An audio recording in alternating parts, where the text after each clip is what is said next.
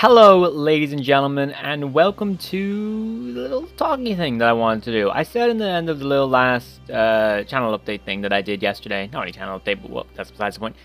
That I said at the end of it that maybe I could do a talking series where I kind of just sit down and talk about something that's on my mind or something like that. I'm not saying that this is gonna be like a new series, like not gonna say that. I'm kind of curious to see how this initial thing goes, and we'll see what we can do after it. Plus, it gives me a little chance to practice my background editing skills a bit, which, it's always nice. Maybe I'll add music to this, maybe I'll not, I don't know. I'll figure it out. I'll figure it out. But today, I'm going to talk about something that I personally put a lot of my time into pretty much every day for the past year or so, give or take, and that is the MMO Final Fantasy XIV. Some of you may have heard of it. Some of you may have played it. I personally, I quite enjoy it. I've ridiculous hours in the game at this point. I don't even want to think about my Steam playtime. Just spend most of the time AFK, but still. Today I want to talk about Final Fantasy XIV, and specifically I want to talk about gear progression at the end game around Eureka. Now, for those of you that don't understand Final Fantasy or don't want to know about Final Fantasy, I don't blame you. MMOs aren't for everybody. Just so if you don't want to, hear the term, I don't have any terms in my mind, but if you don't want to hear MMO terms, or you just don't personally like MMOs or whatever, you can leave the video now. I don't mind. Go nuts. It's up to you. Totally up to you. But for those that do want to stick around in here, today we're going to be talking about gear progression about Eureka. Now, Eureka itself is an interesting concept. It's essentially an open world instance zone, where the main goal is to chain overworld mobs, essentially, in order to gain an XP. In order to gain XP in levels that are separate from the main game. So you have essentially think like Palace of the Dead, where your levels are separate from the outside world. Where you need to chain mobs to gain XP and gather loot in the form of crystals in order to essentially upgrade your job gear that you get at level 70 into more powerful relic gear. Now, in general, this is not going to be a video about why Eureka is bad or why Eureka is good. Some people like it, some people don't. I'm personally on the side that don't, but that's because I had to sit through it. No, I just personally don't like it. If you like it, cool, good for you. Not going to say that you're wrong. Because why would I? That's just really, really rude of me. But yes. Now, Eureka, itself is quite long content, I'd say. It's very slow content, opposed to the more fast-paced Palace of the Dead. Well, of course, Palace of the Dead still being quite slow content. You get the point. Now, the main point of Eureka, of course, is, the chain mobs, get the crystals, upgrade your gear into relic gear. Now, this is Stormblood's relic gear. We've had relic gear in the past. We've had relic gear in the form of ARR with the Zeta stuff. Heaven's Ward with the Anima stuff, and now we are on the Animos stuff. Is it called Animos? I think it's called Animos. It's been a while. Then I just actually check because I really don't like Eureka. But still, that's getting off track. So we're at Animos Relic at this point. I presume it's going to retain the Animos name. Not sure. We'll see how it works out. But the main goal right now in Eureka is to essentially go through every single notorious monster which spawns after a certain number of conditions have filled, usually involving killing a mob related to that mob. So an example would be in order to spawn the Sabotender? I don't know, I forgot what it's called. The Sabotender notorious monster, you need to kill Saboteurs. As one would expect. And these notorious monsters drop bigger crystals that can essentially be traded in for the smaller crystal varieties or variants that you basically need in hordes to upgrade your gear. I think in total the rough math is you need about 2,000 of the big crystals to get these small crystals, to get enough small crystals for a full set. But that's besides the point. But that's generally what Eureka is. You go in, you beat up some mobs, and then you come out with some loot. Simple concept. It's not a bad system. Now, the relic itself is eye level 350 to 355. 350 for armor, 355 for the weapon. With, what is it? I think it's 5 full materia slots. That means you can meld up to 5 level 6 materia, rank 6 materia, whatever it's called. Which in itself is an interesting concept because I believe this has been relegated to crafting gear mostly. And I cannot remember if they can have full slots on crafting gear. I don't know. I generally don't buy crafting gear myself. I'm also not a crafter, so I don't know too much about it, mostly because I generally don't use it. So has 5 slots, which is very good for casual content. In general, it's actually not bad for... It would be bad... Yeah, well, we'll get to that. I'm getting ahead of myself here. Let's just go back further. So, at level 350, 355, 5 materia slots, and substats of varying degrees that are different compared to the tome gear. Now, substats are very important when it comes to actual gear management and what is actually important when you pick gear for your class. For example, the class I play the most is Machinist. We can't have too much skill speed. So let's just say, for example, I actually can't remember. I don't use the Animus gear myself. I do have it for Machinist, but let's just say that, for example, the Machinist gear had plus whatever skill speed. Let's just say it gave a broad number, plus 250 skill speed. Now, let's just compare this to, let's just say that the Animus chest gave plus 250 skill speed. And the counterpart that you would be at that level would most likely be the tome chest piece, Mundacity. But pretty much the tome chest piece at that level. Where your other option would be... Actually, no, you also have the Carbonium stuff as well.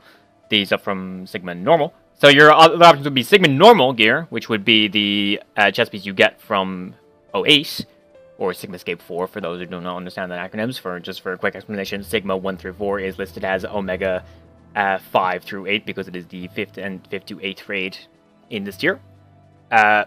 Where, let's just say, so the Animus chest piece gives 250 skill speed, then let's just say the Sigma Normal chest piece gives, let's just give out a general number, Determination 250 and Direct Hit 250. I'm going to use 250 as just a broad number. I can't remember these numbers off the top of my head, I'm going to be honest, so I apologize for that.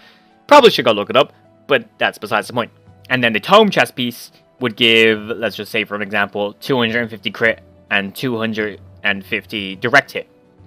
Now, out of all these gear, you have a 350 chest piece that gives you determination and direct hit, a 350, another 350 chest piece that gives you skill speed, and a 360 chest piece that gives you critical hit and direct hit. Now, in general, out of all of these, you would take the 360 chest piece because of the substat ways and the fact that it doesn't have skill speed on it. Also, it would probably have higher dexterity just due to it being a higher eye level in general, but that's besides the point right now. And this is the general case for a lot of Eureka gear, where it generally has substats that matter more on a lot of classes. I believe the Dragoon Relic gear is better than the 350 gear you get from Sigma Normal. I can't confirm that, though. I don't actually play Dragoon, so I'm just going off of generally what I hear. I believe the Dragoon Relic, I think the weapon is, I believe. But at the same time, you're also... Yeah. But yeah. Sorry, I'm sorry. Like I said, I'm not used to public speaking last time. Still not used to it. Still trying to get in the groove of it. Trying to get into my rambling mood that I generally get to when I'm by myself. But yeah, so we have these essentially 3 options at 70 for gearing up. Now, of course, this is also if you're a raider. In comparison to if you're a casual player, your options are generally different. Because, and this is what I'm going to go into now, what the difference would be for gearing up as a raider compared to a more casual player who maybe doesn't raid in Savage. Personally, I can speak more from the perspective of a raider, because I am a raider. I do raid in Savage. I've been progressing this tier for pretty much the entire patch cycle. I didn't say I was a good raider. But at the same time, we have people who are essentially going into Eureka, where, like, essentially wearing 370, 360, hell, even when I even entered Eureka, I was running with the Bianca weapon of all fucking things. Actually, no, that's a complete lie. I wasn't. I was running out the 370 Tomb weapon. But still, you had people going in with 355 Bianca gear, in terms of weapon, 360 Tome gear. Let's just say that's around the minimum of an average raider. Maybe 350 from the Sigma Normal gear. And so a lot of people come into Eureka and they pretty much don't have anything to do. Not to say that the content isn't there. The content is obviously there. You know, you go around, probably hit the fake train because that's apparently the meta at this point for Eureka. And essentially just go off and kill some notorious monsters. Come back, trade in your crystals for gear. Maybe get some loot boxes, maybe get some lucky, but that's besides the point. Where you come into Eureka, and as a raider, you pretty much have no progression in it, outside of the inherent element level system. But past that, there's no real goal to Eureka, which leaves a lot of people feeling quite upset at Eureka, and I don't blame them. I'm personally in that crowd where essentially Eureka is dead content, so not literally, but in the sense of what is the point of us doing it. And I understand that. Whereas the more casual playstyle that maybe doesn't do Savage, or maybe doesn't have enough money to afford crafting gear, or hell, maybe just doesn't want to do their weekly clears every week for Sigma Normal.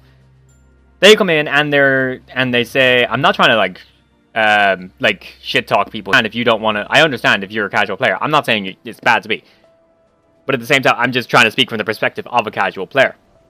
So if this comes off, it's kind of like rude or arrogant or something like that. I don't mean that at all. But so if you come in as a casual player, you have essentially this progression all of a sudden where you can do casual content and get decently high level gear, around enough to actually get into Savage. Actually, a little bit higher than the bar line for Savage, because I believe 05 Savage is 345 average eye level, which you could get you could get with the 340 tome gear and the Bayaka weapon. I think that would get you the 345. I don't know, it's been a while, I can't remember off the top of my head. Where's the 325? Doesn't matter, that's besides the point. Where you have these casual players who maybe don't raid in Savage, or maybe don't want to grind their mendacity every week, or do their weekly clears in Sigma, where they suddenly have this option to progress gear-wise in a way that's casual, which is very good. Which is like that's a very good thing. I'm saying it's a bad thing. It's giving casual players an option to essentially gear up on their own time instead of on a weekly timer, which is good, and I appreciate SC for doing it. But at the same time, you essentially alienate all the players that do raid in Savage and do Captain Mendacity each week, leaving them to essentially play a game that they don't enjoy. Not to say that Final Fantasy is a game they enjoy, more so the grinding of overworld mobs and things to that nature. So you have this big issue where raiders who are more important about gear, or not more important, but that's very rude, that care more about gear progression compared to more casual players, basically have a gear progression system that doesn't affect them. Now, I'm not saying that's a bad thing, of course, but at the same time, when you have gear progression in an MMO, generally it has to be either better or equal to the class. And in this case, or not, let me rephrase this, better or equal to the gear progression that was already there. So in the case of Eureka, the closest it will be equal to is Sigma normal gear. But the issue with that is the gear progression we've had up until Eureka was Sigma normal gear, tome gear, Savage gear, and technically crafted gear of your tanks in terms of accessories. But that's besides the point. So you have raiders coming in and not having gear progression that's actually meaningful to them, and casuals coming in that has gear progression coming into them, which leads to a lot of people feeling that they're essentially being alienated out because there's no point in them actually doing the content, and it feels like that was a waste of time for them. And I don't blame them, I'm part of that crowd. But at the same time, I understand where they're coming from. I also understand why more casual players need options to gear up. But when you completely... The issue with Eureka is, when you actually get down to it, the gear is not that good in terms of pretty much anything. So, casual players would get the gear. Let's just, for example, say that, casual Joe, he comes in, he maybe plays, 2 hours a week, give or take, spends his time in Eureka, and eventually gets a full set of Animos gear. Good for him. We're proud of him. He's achieved his gear progression. What are his options after that? Well, you've got a set of 350 gear, so the only thing you could actually do with that you couldn't do before is Savage raiding. So now you're in a situation where you have progression gear, but you have pretty much nothing to use it on unless you are a raider. But the issue with that is that raiders already had better progression that was more meaningful and at least generally more time-worthy. And here's where the real issue comes in with Eureka. It's a very slow process. It took me, I did it in pretty much one go. Pretty much the entirety of Eureka, got my machinist set and got out pretty much. I did the entirety of Eureka in about 30 hours over the course of 3 days. And that was in pretty much one go of playing about 12 hours a day because I have no life. Now, of course, not everybody can do that. So you're in a situation, let's just say that the casual, more low core, soft core, I forget what the term is, raider, that wants to get gear progression going for his static or for pugs or whatever, where he's then in a situation where he can only play for, let's just say, 5 hours a week, give or take. Depends on, the person, of course. Let's just say 5 hours a week. Where he has a choice between doing Sigma normal clears, doing the expert roulette or other things for mendacity grind to get the 360 gear, doing a Byakuo clear, or doing Byakuo clear 10 times to get his weapon at most, at least one, depending on the weapon drops, of course, or Eureka. And these are his options. Eureka is the most time investment for pretty much the lowest payout in terms of everything. Byakuo is a faster clear. It takes about, if you know the fight, I'd say about 8 minutes to clear it per clear. So 8 times 10 is, that's math I can't do off the top of my head, but you get the point. Sigma weekly clears can be time investing, but you'll still get them pretty much done in about, I don't know, on average 3 to 4 runs each. So that's 4. That's so 4 runs for 4 duties, or for 4 raids. That's not bad.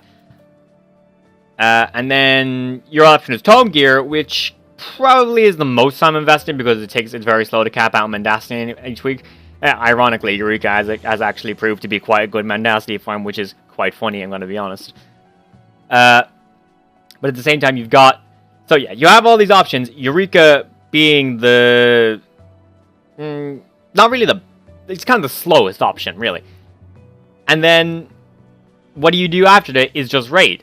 So your options are, take a slow option that leads to only raiding, or use these faster options that get you into raiding faster. Now, of course, I'm not saying that if you take the Eureka gear, you have to raid. Not saying that at all. I know it kind of sounds like that. I'm not trying to make it sound like that at all.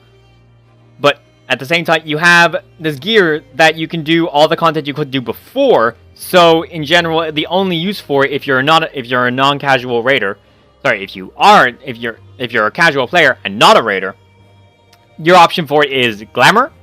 Now, don't get me wrong, Glamour is very important to some people. I know some people who play entirely for Glamour. I'm not saying that it's wrong to have gear for Glamour.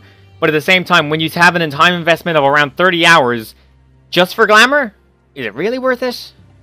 That's the real question right there. I don't